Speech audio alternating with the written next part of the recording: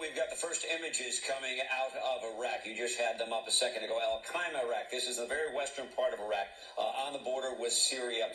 Very near some of the other locations. As you mentioned, some 85 targets were hit in 7 different locations, both in Iraq and Syria, hit by 125 munitions. Those 7 locations are divided up to 4 inside of Syria, 3 of them inside of Iraq.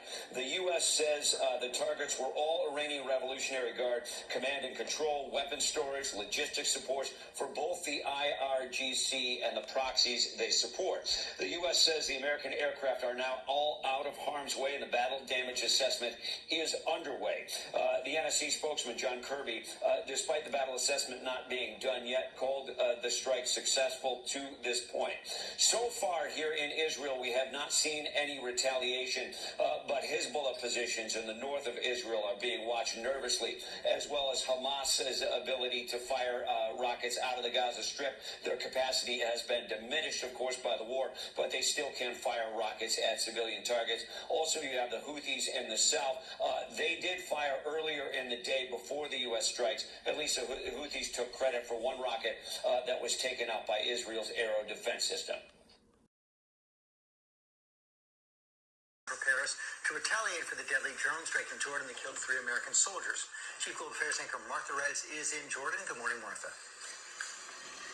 Good morning, George. We are in one of the most remote parts of Jordan. The Syrian border is just behind me. Iraq is off to my left. These are the countries from which the Iranian-backed militants have launched attacks against Americans. This morning, the U.S. finalizing retaliatory strikes for Sunday's drone hit here in Jordan that killed 3 American soldiers and wounded 47 others, the majority of the wounded National Guard soldiers. The deadly strike, one of nearly 170 attacks aimed at Americans in the region by Iranian-backed militants, the latest in the Red Sea. The U.S. conducting self-defense strikes in Yemen on a Houthi drone ground control station and 10 one-way drones. Just hours earlier, the USS Carney shooting down an anti-ship ballistic missile fired by the group, in addition to 3 Iranian drones in less than an hour. U.S. forces also striking down a Houthi surface-to-air missile Wednesday, which officials say presented an imminent threat to U.S. aircraft operating in the area. This after the USS Gravely intercepted a Houthi missile heading toward the ship, splashing into the sea within only 1 mile of the warship, the closest call yet.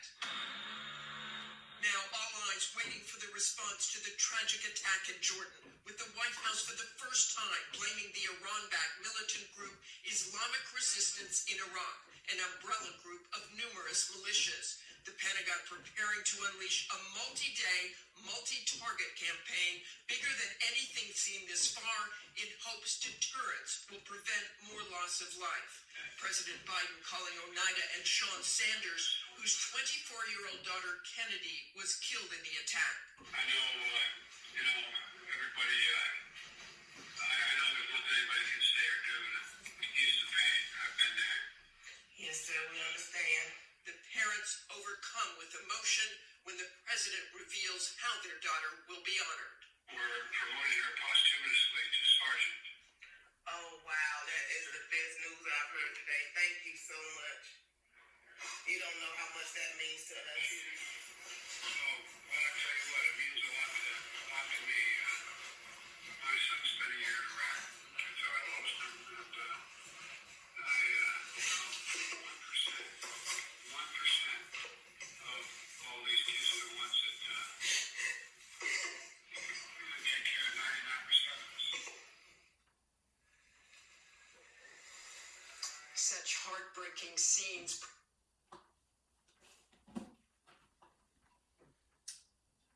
Reading out of the book of Revelations, chapter 9. I'm going to start at verse 11. They had a king over them, which is the angel of the bottomless pit, whose name in the Hebrew tongue is Abaddon, but in the Greek tongue had his name Apollyon. Verse 12, just the point. One woe is past, and behold, there come 2 woes more hereafter. Call Yahweh, Bashem, Mashiach, Yahweh Shai, Roha Rukakudash. Double honors to the mighty men, the elders, and the apostles in the community, waking up the lost sheep of the house of Israel in these last days. Peace and blessings to everyone doing this truth and humbleness, sincerity. Again, I'm going to say shalom. And we're going to go into some articles regarding this war. I did that in my video I post recent. Okay, I know Babylon the Great is entering into this so-called Black History Month, which is really Hebrew Israelite History Month. But that's a video I'm chiefly going to post to Rumble, because what I like to go into, I know I'll get knocked off YouTube real quick. So that's something I'm going to have to set up on Rumble. And I'm preparing the video for Rumble. I have to edit. Okay. So let's look at a few notifications. We'll wind it down. Some scriptures. Y'all know the routine. Some notifications, some scriptures, and we'll bring it to an end. Let's read.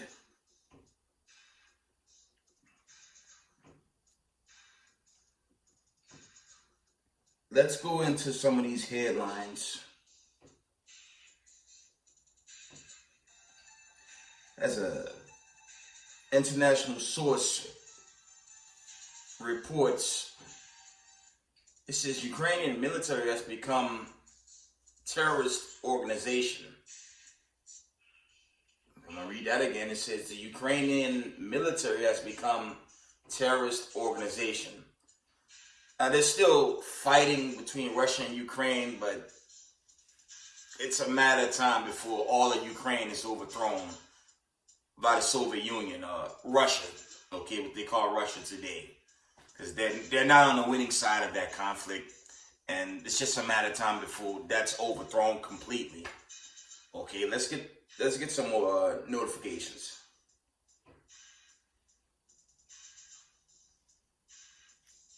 One moment. This was from Thursday, coming out of End Time Headlines. It says, Israel and Lebanon preparing for an inevitable war. Okay. And they've been in back and forth proxies for many years. Okay, many years. Those two has been added, and that's going to be in addition to what's going on with Israeli versus Palestine. Right? Let's get the next one. This is really going into that audio. End Time Headline reports. It says plans for U.S. airstrikes on Iranian personnel and facilities have been approved. That's the retaliation from the loss of troops. Okay, it's going viral. 3 slave descendants, okay, died in this war. Okay. And that's going to definitely usher in, how do you say, American presence in that region. I mean, they were already there, right? America's in every country. They have military bases damn near on the whole planet Earth, with the exception of those BRICS nations, right? So we're seeing this war escalate. I'm going to say this. I hope I don't get in trouble for it, but I'm gonna take a jab real quick. You so-called people of color, you children, okay, of the diaspora, you see this war is only escalating. Why are y'all joining into a military that's going to be destroyed? All these nations are going to be destroyed with the host of heaven and the angels led by Hamashiach Yahweh Shai. Okay, that was sad to see that, but like the elders be bringing out, man, it's got to be a 2 parts, man. And 2 parts about people, they won't listen. No matter how much exhortation Yahweh Israel try to push, you got entire camp and congregations that have been pushing this truth for years. And two parts of our people, they're going to take on the ways of Babylon and be made an example of. Okay? All I can say, excuse me, for the family, they need to repent, come on home. Okay? They need to repent and come on home, but we know two parts of our people. It don't matter how much truth is in front of them. It's like, okay, it's like taking the horse, to the water, or taking the horse to the well, right? Now, a thirsty horse or stallion is you're gonna get it in, he's gonna drink it up. You just gotta have the ignorant ones that's gonna walk in front of him, just stare at it and just look the other way. That's two parts Israel. There's nothing we can do to save them. No matter how hard we try to wake them up, they just won't listen. See that image on the left-hand side? That's gonna be the end game for them. They're gonna get burnt alive, turned to dust in a matter of seconds. Okay, let's get a few more. See if there's a few more. Get some scriptures and we'll wind it down.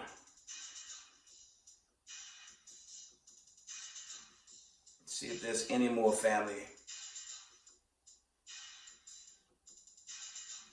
I guess that's it for now. Let's get some scriptures. We're going to get some scriptures and we're going to wind this video down.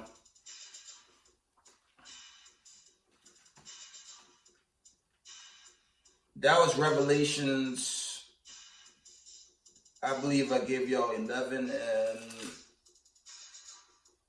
14. Let's get the precept in the 9th chapter. Revelation chapter 9 and verse 12. Yo, check it. It reads, one woe is past, and behold, there come two woes more hereafter. Okay. And this is really going into that great one, man. We see the wars. We see the rumors of wars. We seeing the pestilence overthrow this earth as it overthrew the kings of Egypt. Going into that wicked Pharaoh, man. Okay. So, time, like I said, this war is the countdown. I don't know the seasons per se. I don't know how many seasons we have to endure before Christ and the angels get us out of here. But this war is the timeline. And it's 100% insane to believe in the ways of America. Right? Let's get Joel. Some of these precepts, I'm going to continue to resurface them because we're just in that time. Okay.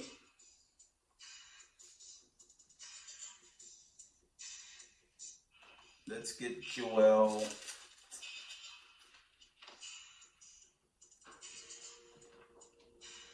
One moment, family. I lost it. Using my old swords.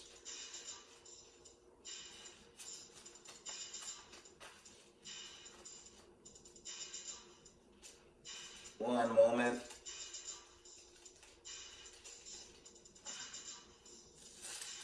For old time's sakes, let's read the classic. Joel chapter 3 and verse 1. From the top. It says, for behold, in those days and in that time when I shall bring again the captivity of Judah and Jerusalem, I will also gather all nations and will bring them down into the valley of Jehoshaphat and will plead with them there for my people and for my heritage, Israel, whom they have scattered among the nations and parted my land. And that's like a recap, from, when Abram had the vision I believe that's Genesis 12, Genesis 15, somewhere around there. And, you know, he saw what the children of the Israelites would have to go through in the times we still live today, right? Let's get that. Let's get it in Genesis for old time's sakes. Old time's sake, Salakia.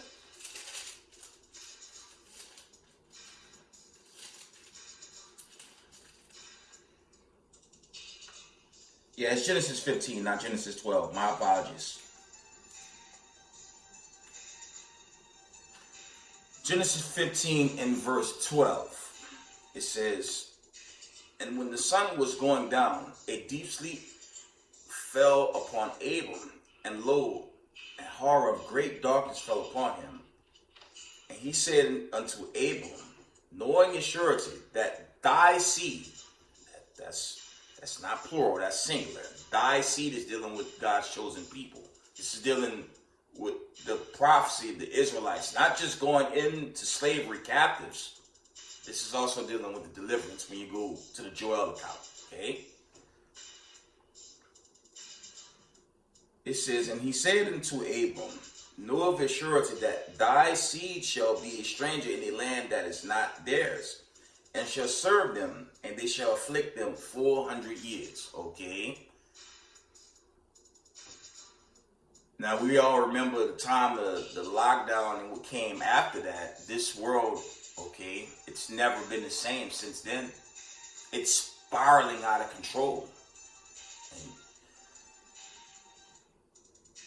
this kingdom, under these elites, it's coming to an end. And if you're ignoring the warning signs now, you're gonna get jammed up in the judgment. And this is the warning, because at some point they're gonna unplug all these channels. Okay, that famine of word, and once the elect's sealed, it's a wrap for this place. So you have to keep the commandments. You know, if you season in the truth, continue to keep the commandments. If you're new in this truth, keep the commandments, because time is just running out. Okay.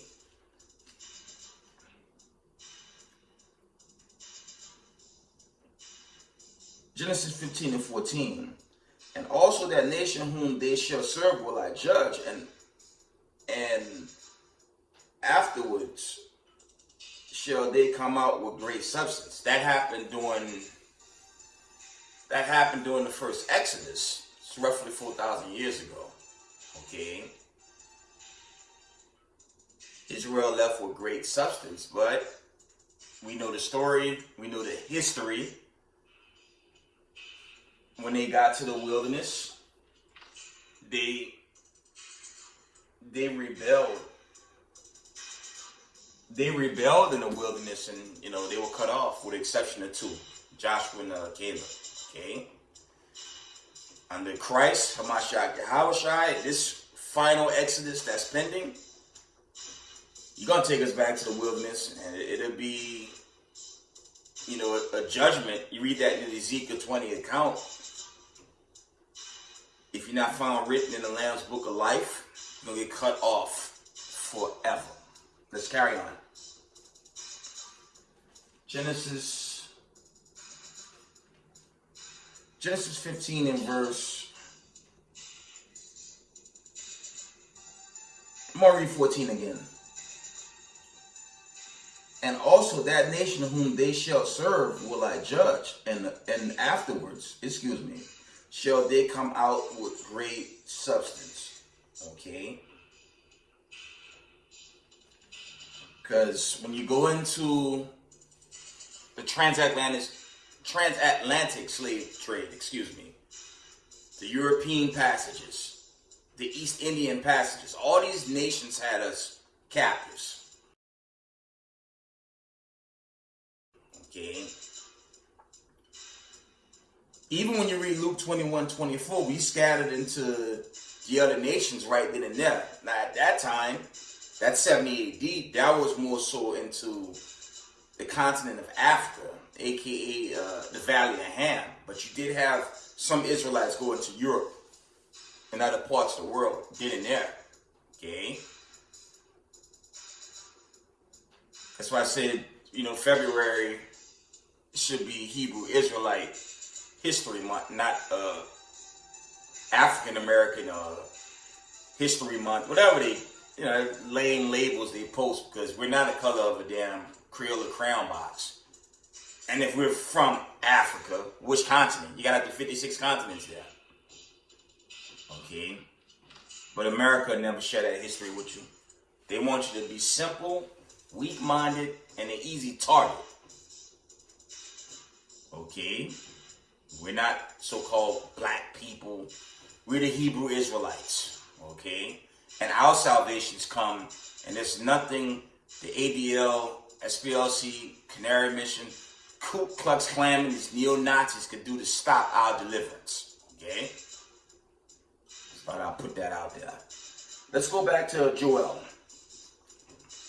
We're almost done.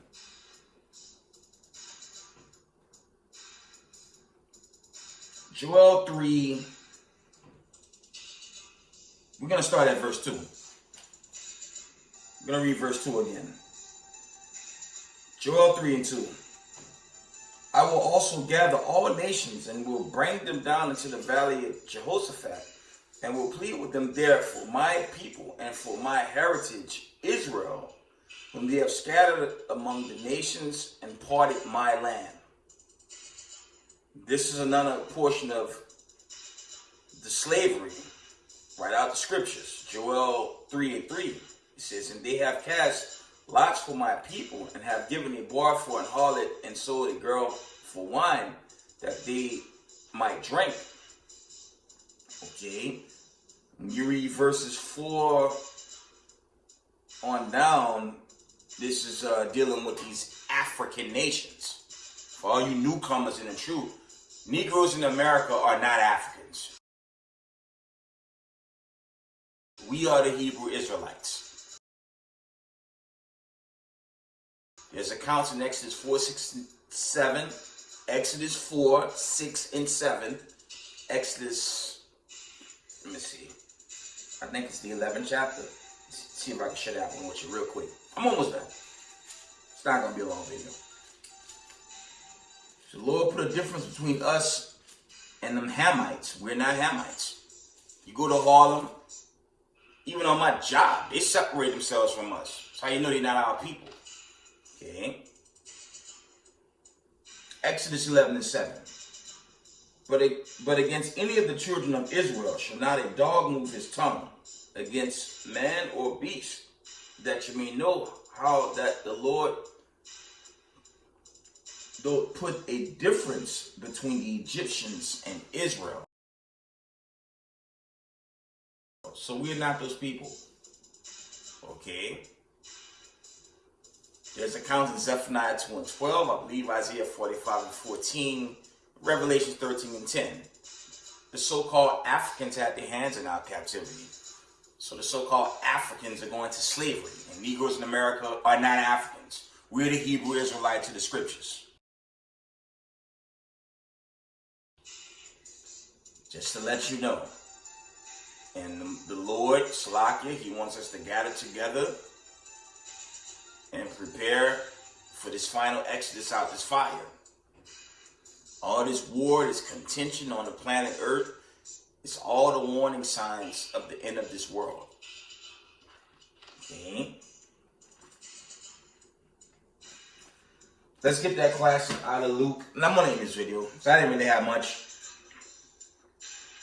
But Israel, I love y'all, and y'all just continue to do bidding the marriage for the Most High. Okay? Because we can see this thing winding down, man. One moment, family.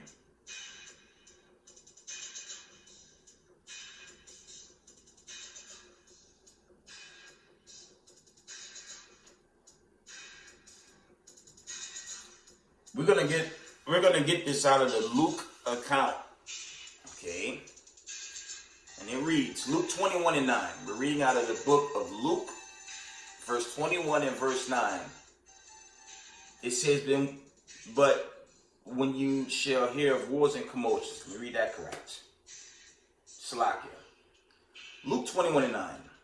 But when ye shall hear of wars and commotions, be not terrified, for these things must first come to pass. But the end is not by and by. So these things have to pass first before the end comes. Verse 21:10. Then said he unto them, nation shall rise against nation, and kingdom against kingdom. Verse 11. And great earthquakes shall be in divers places, and famine, and pestilences, and fearful sights, and great signs shall there be from heaven.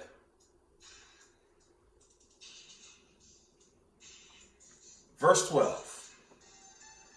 But before all these, they shall lay their hands on you and persecute you, deliver you up to the synagogues and to prisons, being brought before the kings and rulers for my name's sake. Yeah, so they're going to jack some of us up, even in the truth, for just doing this work. But, we're not to fear these things, and we're literally in a time of war now, so you just have to go in faith of the God of Abraham, Isaac, and Jacob. Okay, you have to move in that faith and don't have no fear, because this kingdom, this kingdom is coming to an end.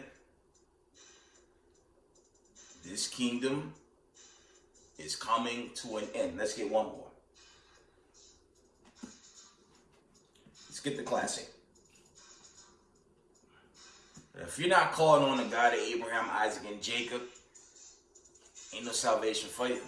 And that's chiefly a warning to the 12 tribes of Israel scattered to the four corners of the earth. If you're not calling on your salvation, you're going to be caught in that judgment. Okay.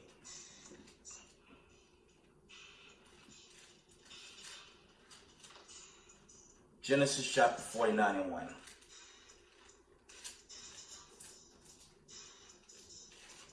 I'm going to end it here. Genesis 49:1, and it reads, And Jacob called unto his sons and said, Gather yourselves together, that I may tell you that what shall befall you in the last days. Gather yourselves together, and hear ye sons of Jacob, and hearken unto Israel your father.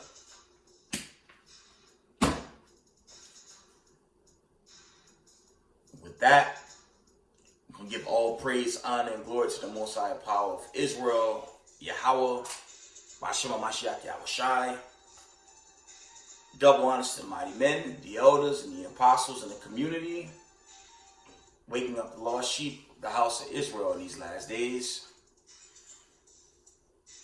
Peace and blessings to everyone doing this truth and humbleness and sincerity.